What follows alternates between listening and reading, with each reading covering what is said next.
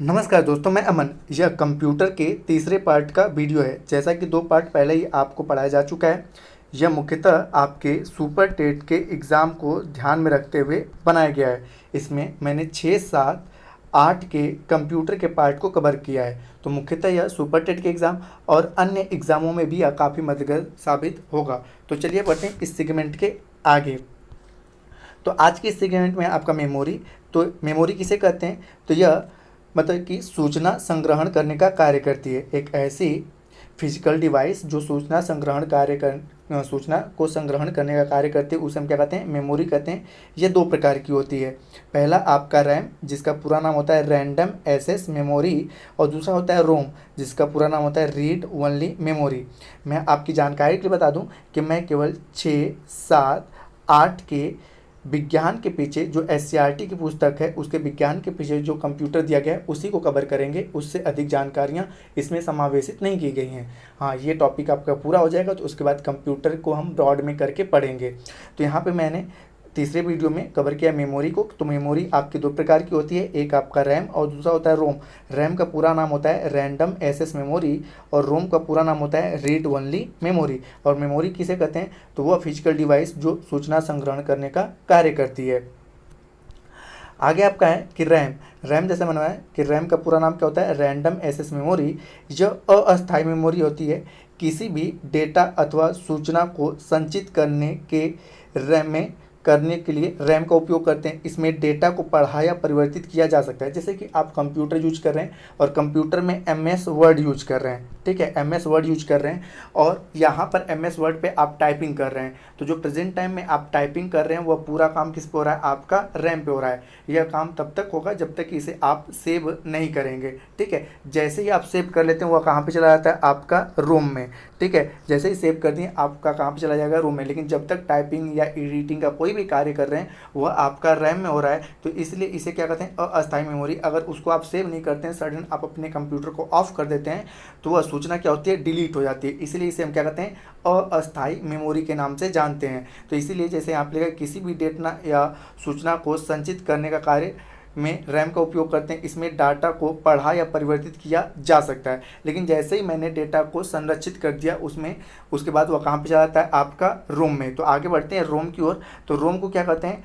अस्थाई मेमोरी, ठीक है। जैसे कि मैंने MS वर्ड में कोई चीज़ें टॉपिक टाइप किया और उसको मैंने सेव कर दिया, अब वहाँ कहाँ पे चला गया? रोम में। तो अब इसमें किसी भी प्रकार के डाटा को परिवर्तित नहीं कर सकते हैं। हाँ, जो आप लोग कहते हो कि फिर से उसको ओपन करके एडिट करते हैं, तो अगर कोई चीज़ें रोम में सेव है और उसके बाद फिर से जैसे ही हम एडिट का ऑप्शन ओपन करेंगे तो पुनः वह कहाँ पे कार्य करना शुरू करता है? रैम पे कार्य करना शुरू करता है। और फिर दोबारा जब तक हम सेव नहीं करेंगे तो जो नई सूचनाएँ उसमें डाले हैं वह सूचनाएँ डिलीट हो जाएगा। इसलिए उसको हम क्या करते हैं? फिर से दोबारा सेव करते हैं, उसके बाद कंप्यूटर को ऑफ करते हैं। तो यह क्या होता है? रोम जो होता है आपका अस्थाई मेमोरी होता है, जिसका पूरा नाम होता है रीड ओनली मेमोरी। आगे बढ़ते हैं कंप्यूटर का उपयोग। तो कंप्यूटर का मुख्य रूप से 3 उपयोग है।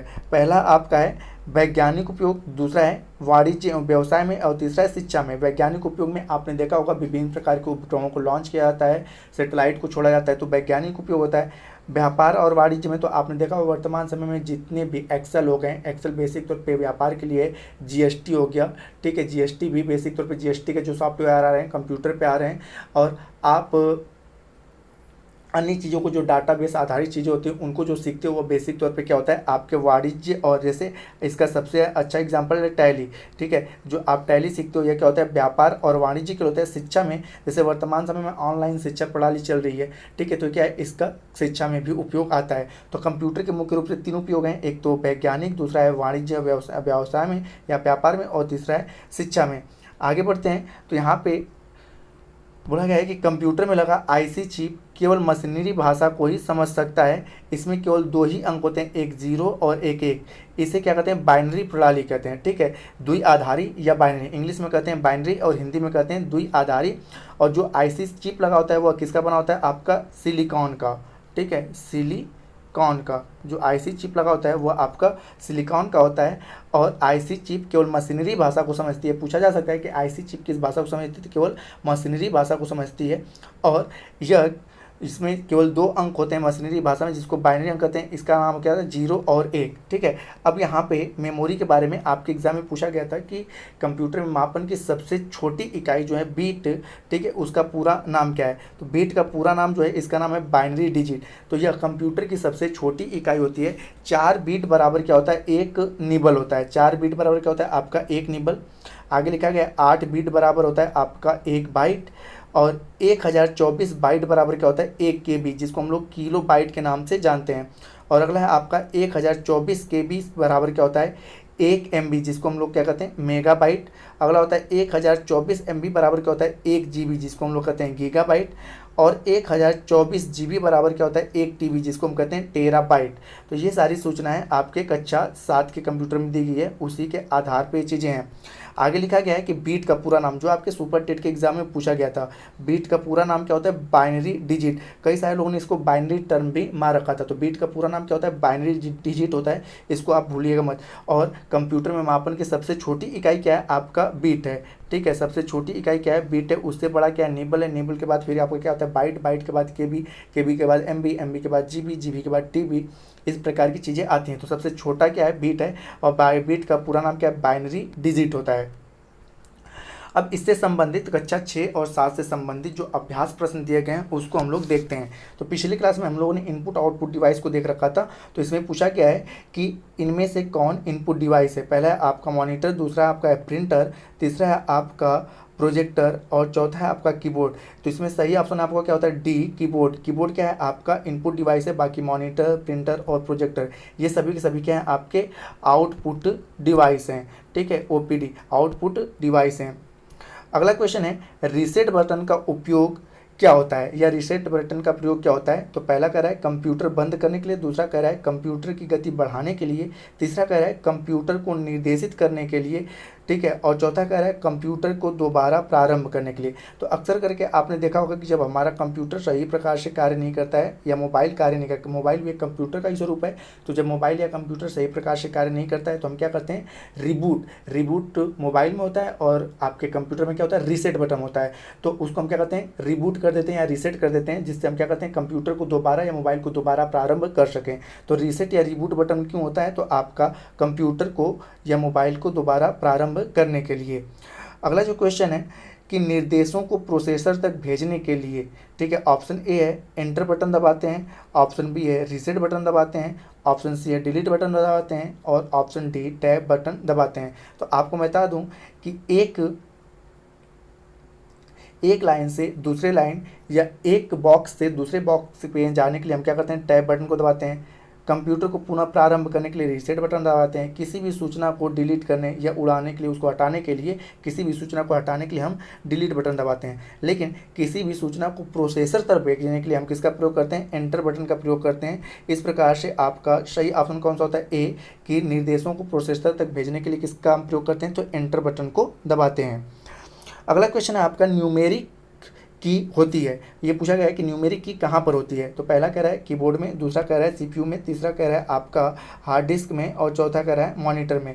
तो आप देखेंगे आपके जो लैपटॉप होता है, अगर आपके पास लैपटॉप है तो लैपटॉप के दूसरे रॉम में 1 2 3 4 5 6 7 8 9 और 0 करके होता है। उसे हम क्या कहते हैं, न्यूमेरिक की कहते हैं। आपने अगर एक्सटर्नल कीबोर्ड लगा रखा होगा तो एक्सटर्नल कीबोर्ड के राइट साइड में, ठीक है, ऊपर से 7 8 9 4 5 6 1 2 3 करके आपको बटन मिलेंगे, जिन्हें हम क्या कहते हैं, न्यूमेरिक की कहते हैं। तो जो न्यूमेरिक की होता है वह किस में होता है, आपका कीबोर्ड में होता है। तो इस प्रकार सही ऑप्शन क्या होता है, आपका ए, कीबोर्ड। अगला क्वेश्चन पूछा गया है कि 1 किलोबाइट बराबर होता है। ऑप्शन ए है 1024 बाइट, ऑप्शन बी है 1024 MB मेगाबाइट, ऑप्शन सी है 1024 गीगाबाइट, और ऑप्शन डी है 1024 बीट। तो यहाँ पर पूछा गया है कि 1 किलोबाइट कितने बराबर होता है। तो 1 किलोबाइट जो होता है आपके 1 किलोबाइट जो होता है वो आपके 1024 बाइट के बराबर होता है। 1 किलोबाइट जो होता है 1024 बाइट के बराबर होता है। तो इस प्रकार से आपका क्या होता है, पहला ऑप्शन आपका सही होता है। अगला क्वेश्चन है कि कौन सा आउटपुट डिवाइस है। कौन सा आउटपुट डिवाइस है, तो वो डिवाइस है जिससे हमें सूचनाएं बाहर की ओर प्राप्त होती हैं उसे हम क्या कहते हैं, आउटपुट डिवाइस कहते हैं। तो पहला कह रहा है कीबोर्ड, दूसरा कह रहा है माउस, तीसरा कह रहा है मॉनिटर और चौथा कह रहा है स्कैनर। तो यहाँ पर आपका सही ऑप्शन होता है सी, मॉनिटर। मॉनिटर से हमें सूचनाएं बाहर की ओर प्राप्त होती हैं, तो ये आउटपुट डिवाइस है। बाकी आपका स्कैनर, माउस और कीबोर्ड ये सभी के सभी क्या हैं, आपके इनपुट डिवाइस हैं। ठीक है, इनपुट डिवाइस हैं। अंतिम क्वेश्चन है, 1 बाइट कितने के बराबर होता है? ऑप्शन ए है 8 बीट, ऑप्शन बी है 4 बीट, ऑप्शन सी है 1 MB और ऑप्शन डी है 1 TB यानी कि टेराबाइट। तो 1 बाइट जो होता है वह 8 बीट के बराबर होता है। इस प्रकार से आपका सही ऑप्शन क्या होता है, ए, 8 बीट। तो दोस्तों आज के लिए इतना ही। यहाँ पे क्लास 6 और 7 के कंप्यूटर का पूरा नोट्स आपको दे दिया गया है और साथ ही साथ इससे संबंधित अभ्यास प्रश्न भी कराए गए हैं। लास्ट वन आपका बचता है क्लास 8 का, जिससे संबंधित 2 आपके वीडियो रहेंगे, इनको भी जल्दी अपलोड कर दिया जाएगा और उनसे संबंधित उसी में आपके MCQ रहेंगे।